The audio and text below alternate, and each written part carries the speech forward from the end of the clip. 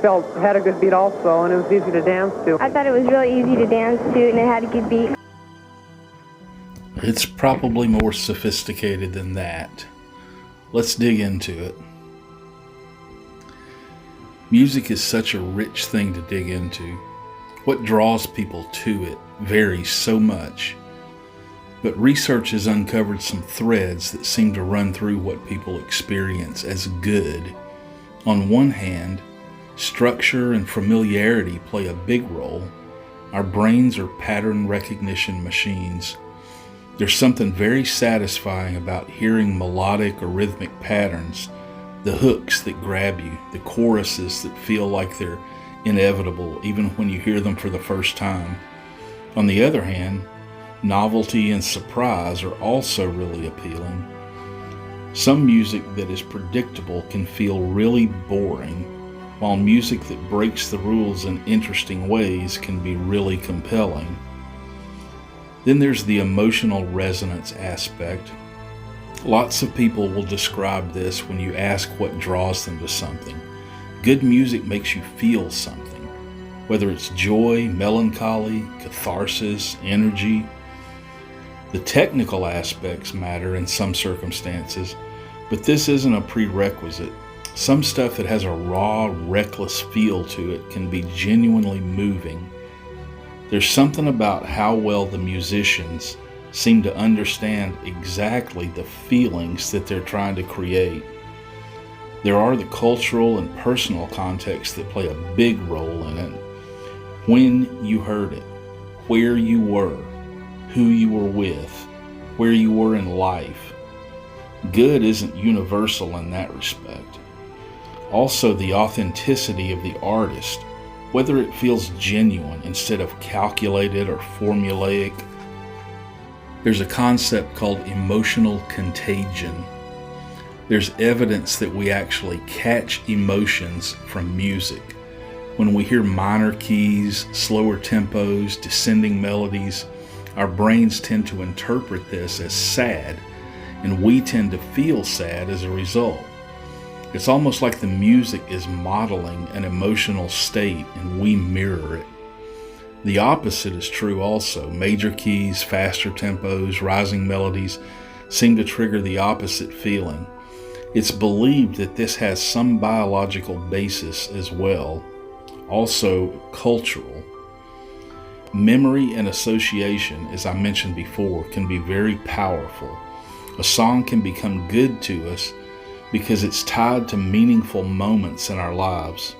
Our brains create these strong neural paths between the music and the memories. When we hear it again, that gets reactivated. This is why a song can feel like it transcends something for you while meaning nothing to someone else. It carries a part of you with it. There's also the anticipation reward factor. Music works by setting up expectations and then either fulfilling them, delaying them, or subverting them. When a chord progression resolves where you expected it to, you get a little dopamine hit. When it resolves to a surprising yet satisfying place, that can even be more of a reward because there's a tension and a payoff. This is why a well-placed key change can feel so good. And there's a rhythmic synchronization aspect to it as well. When you get locked into a beat, there's almost a meditative quality to it. Your nervous system is literally matching the pulse of the music. This is why people get satisfaction from dancing or head banging or tapping a finger or foot along with the beat. There can be a social bonding built into how we respond to music. We have historically used rhythm and sounds to coordinate with groups, and we still get a social reward from shared musical experiences. There's a lot of research into the psychology, philosophy, and biological and historical aspects of how we relate to music. Neuroscientific research has found that music activates nearly the entire brain. Areas which process emotional responses through memory, the limbic system, which governs pleasure, motivation, reward, the motor system, which is why we tap our feet to it, It isn't an isolated response, it's woven through our whole nervous system. Research has identified 6 psychological mechanisms through which music induces emotion.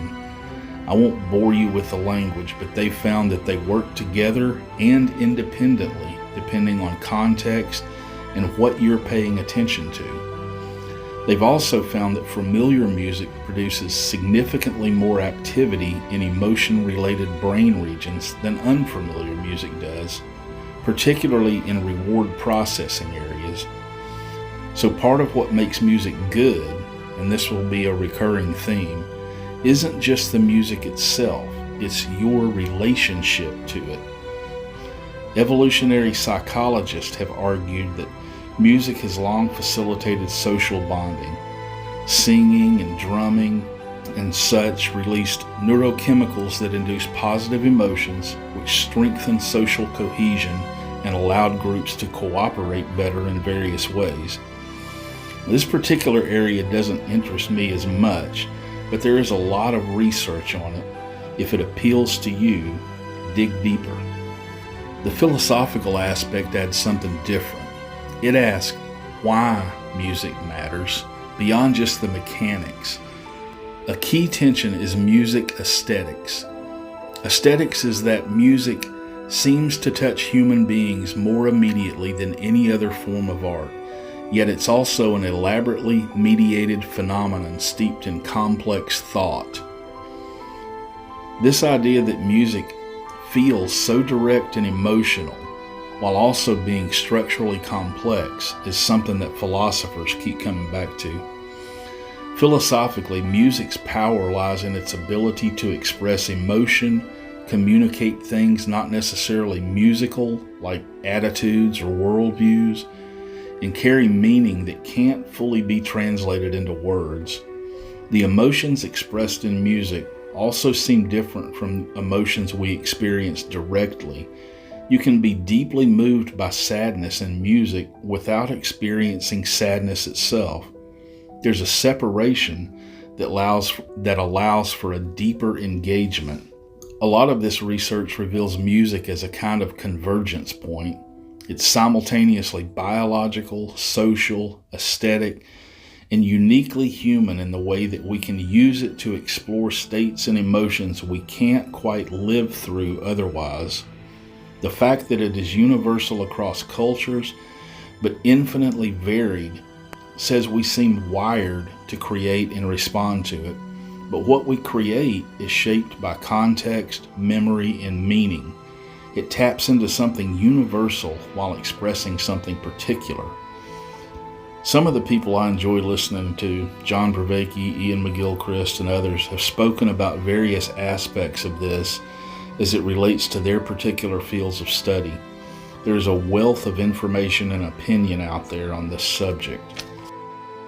I'm curious as to how a person can love this jazz but not that jazz, or how another person finds all jazz unlistenable, or how a person can find the same enthusiasm towards Bach and Beethoven as they do towards Led Zeppelin and Metallica.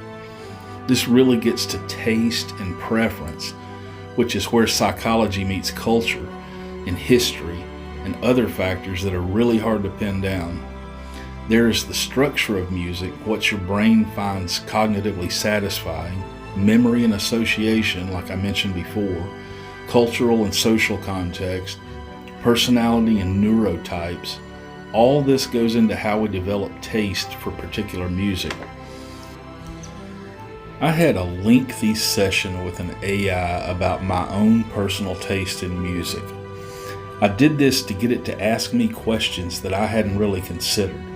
The back and forth with that was really interesting, and then I felt I was able to come to a better understanding of how and why I listen to the things I do, why I continually explore new music, both from other cultures as well as trying to dig up stuff from genres I already love, the old songs from artists you may have missed.